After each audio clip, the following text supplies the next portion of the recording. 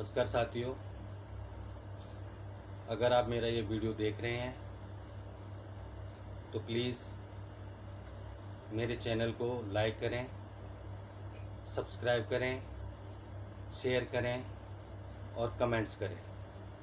साथियों, मैं आज चर्चा करूँगा घरेलू हिंसा से महिलाओं का संरक्षण अधिनियम 2005, जिसे हम डोमेस्टिक वायलेंस एक्ट 2005 के नाम से भी जाने जाते हैं, तथा हम इसको घरेलू हिंसा अधिनियम 2005 के नाम से भी जानते हैं। साथियों, इस अधिनियम के आने से पहले जब विवाहित महिला या मानसिक रूप से परिवार वालों के द्वारा प्रताड़ित किया जाता था, उस समय वो महिला केवल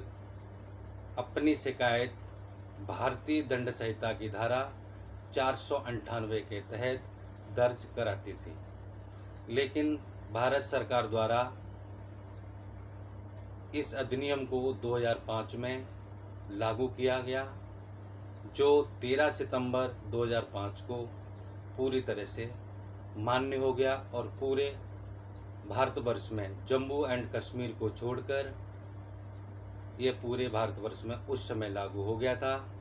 आज ये अधिनियम पूरे भारतवर्ष में लागू माना जाता है। साथियों, इस अधिनियम के तहत जो महिला संयुक्त परिवार में रहती हो या वह महिला सम्मिलित परिवार में या वहाँ पर जहाँ पर परिवार के सभी सदस्य एक साथ रहते हों, वहाँ पर उस महिला के साथ शारीरिक या मानसिक रूप से परिवार के सदस्यों द्वारा उसको प्रताड़ना दी जाती है या उसके साथ कोई वायलेंस किया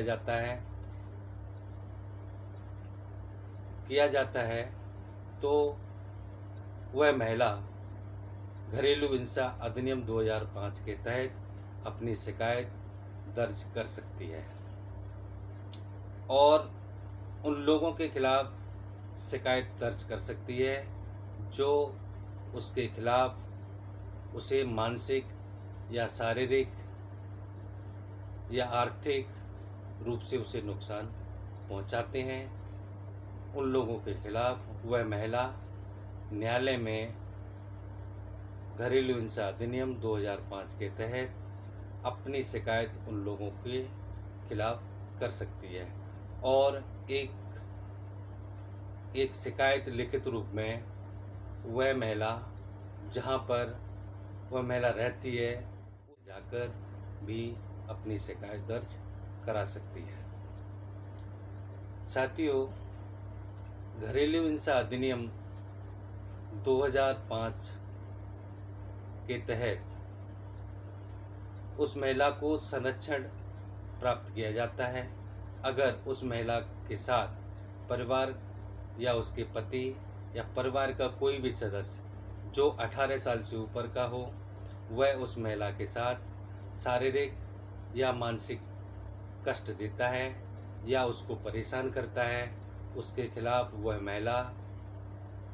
इस अधिनियम के तहत अपनी शिकायत न्यायालय में कर सकती है। जैसे अगर कोई भी व्यक्ति या परिवार का कोई भी सदस्य या उसके पति या उसके रिश्तेदार कोई भी व्यक्ति उस महिला के साथ शारीरिक कष्ट देता है या मारपीट करता है, गाली गलौज करता है या ठोकर मारता है, किसी भी अंग का अगर उस महिला का नुकसान होता है तो वह महिला अपनी शिकायत इस अधिनियम के तहत कर सकती है। इसके साथ साथ साथियों, मानसिक रूप से अगर उस महिला को परेशान किया जाता है या उसकी चरित्र पर कोई कमेंट्स किया जाता है या उसके चरित्र को दोषी माना जाता है या उसके आचरण पर दोष लगाया जाता है या परिवार के सदस्यों के द्वारा उसको अपमानित किया जाता है या उस महिला को परिवार के द्वारा नौकरी करने या नौकरी छोड़ने के लिए दबाव बनाया जाता है या घर से निकालने की धमकी दी जाती है या उसे घर से बाहर निकाल दिया जाता है या उस महिला के पास लड़का ना हो या उसको उस हीन दृष्टि से देखा जाता हो कि इसके पास लड़का नहीं है, वह महिला अपनी शिकायत इस अधिनियम के तहत न्यायालय में कर सकती है। इसके साथ साथ साथियों, कोई भी व्यक्ति शब्दों के द्वारा या भावनाओं के द्वारा उसको कष्ट पहुंचाता है या चोट पहुंचाता है, फिर भी वह महिला इस अधिनियम के तहत अपनी शिकायत पुलिस या न्यायालय में कर सकती है। या उस महिला के साथ महिला और पुरुष में किसी तरह का भेदभाव किया जाता है या उसको चोट पहुंचाई जाती है या उसके साथ गाली गलौज किया जाता है और उस महिला के साथ दुर्व्यवहार किया जाता है या उसको ऐसी चीज़ों के लिए फोर्स किया जाता है जो अश्लील चीज़ें हों, तो वह महिला उन लोगों के खिलाफ शिकायत दर्ज कर सकती है। अगर उस महिला को आर्थिक रूप से परेशान किया जाता है, दहेज की मांग की जाती है या महंगी वस्तुओं को मंगाने के लिए उस पर दबाव बनाया जाता है तथा उससे अधिक खर्च करने के लिए दबाव बनाया जाता है या उससे अधिक पैसा लेने की मांग की जाती है, तो वह महिला अपनी शिकायत इस अधिनियम के तहत न्यायालय में दे सकती है। साथियों, सवाल ये उठता है कि वह महिला इस अधिनियम के किस धारा के अंतर्गत वो अपनी शिकायत दर्ज कर सकती है। तो साथियों, वह महिला जिसके साथ इस तरह का कोई एक्ट हुआ हो या उसके साथ इस तरह की कोई घटना घटी हो या धारा 12 के तहत वह न्यायालय में अपनी शिकायत दर्ज करा सकती है तथा शिकायत के साथ साथ वह महिला पुलिस स्टेशन में भी अपनी शिकायत दर्ज करा सकती है। इसके साथ साथ साथियों, जब न्यायालय में उस महिला द्वारा शिकायत की जाती है तो न्यायालय उस महिला को रहने के लिए आदेश कर सकता है, उसकी सुरक्षा के लिए आदेश कर सकता है। धारा 17 के तहत अगर वह महिला अपने संयुक्त परिवार के साथ रहना चाहती है या रहती है तो न्यायालय धारा 17 के तहत उस महिला को रहने के लिए आदेश कर सकता है तथा धारा 18 के तहत न्यायालय उस महिला को सुरक्षा प्रदान कर सकता है तथा धारा 19 के तहत न्यायालय उस महिला को रहने के लिए आदेश कर सकता है। अगर वह व्यक्ति उस परिवार के किसी भी हिस्से में रहना चाहती हो या वो अलग रहना चाहती हो तो वह रह सकती है। इस तरह का आदेश न्यायालय उसके पति या उसके परिवार के सदस्यों को दे सकता है तथा इसके साथ साथ साथियों, धारा 20 के तहत न्यायालय उस महिला को मॉनेटरी रिलीफ भी प्रदान कर सकता है। इस धारा के अंतर्गत वह आदेश दे सकता है कि उस महिला का जो भी नुकसान हुआ हो या आर्थिक रूप से या मानसिक रूप से उसकी भरपाई करने का आदेश दे सकती है। धारा 21 के तहत न्यायालय उन व्यक्तियों के खिलाफ और महिलाओं को आदेश दे सकती है कि उसके बच्चे को उससे मिलवाया जाए तथा उन लोगों के खिलाफ आदेश कर सकती है कि उस महिला के बच्चे, अगर बच्चा छोटा है तो उस महिला को दिया जाए। अगर वह परिवार के सदस्य उस बच्चे से मिलने के लिए आग्रह करते हैं तो न्यायालय उसी दशा में आदेश दे सकता है। अगर उनके जाने से या उनके मिलने से अगर बच्चे को कोई नुकसान पहुंचता है तो न्यायालय इस तरह का आदेश कर सकता है उन लोगों को मिलने से रोक सकता है। इसके साथ साथ साथियों, धारा 22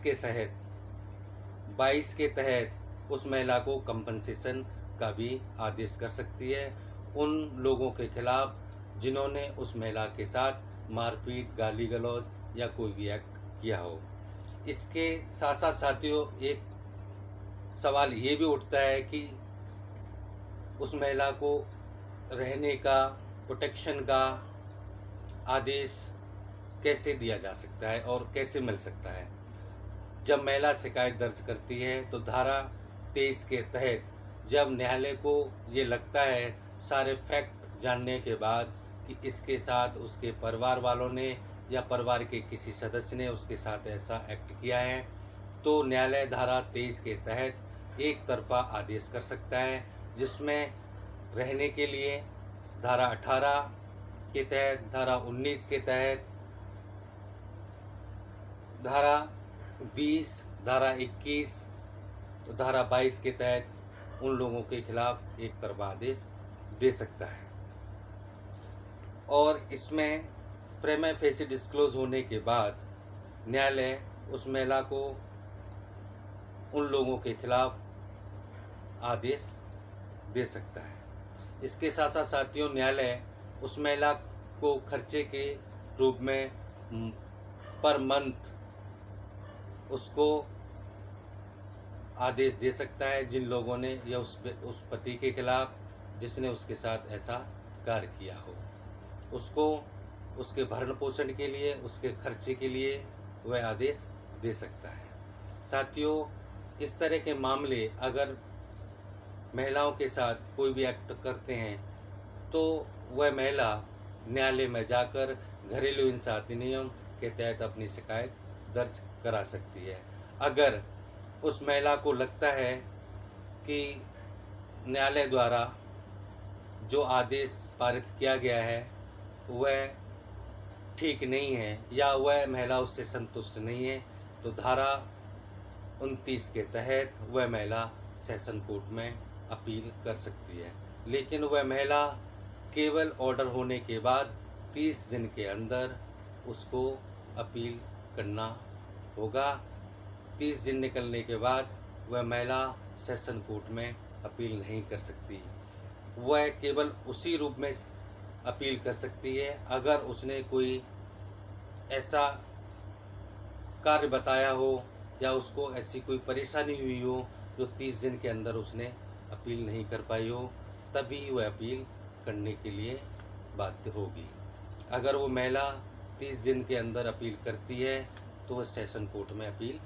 कर सकती है। साथियों, इसके साथ साथ अगर महिला की शिकायत करने पर उन दोषियों के खिलाफ ये साबित हो जाता है कि परिवार के सदस्यों के द्वारा उसको परेशान किया गया है, तो उन लोगों को न्यायालय उनको सज़ा दे सकता है और उस महिला के लिए सुरक्षा या संरक्षण के लिए आदेश पारित कर सकता है, जिससे वह महिला अपने या अपने बच्चे के साथ सुरक्षा के साथ रह सकती है। यह न्यायालय द्वारा आदेश पारित होने के बाद उन सभी लोगों के लिए बाध्य होगा जो उस महिला के साथ इस तरह की कोई मारपीट या घटना करते हैं, तो उस महिला के द्वारा उन लोगों के खिलाफ न्यायालय में जाकर शिकायत दर्ज की जा सकती है। अगर साथियों मेरा वीडियो अच्छा लगे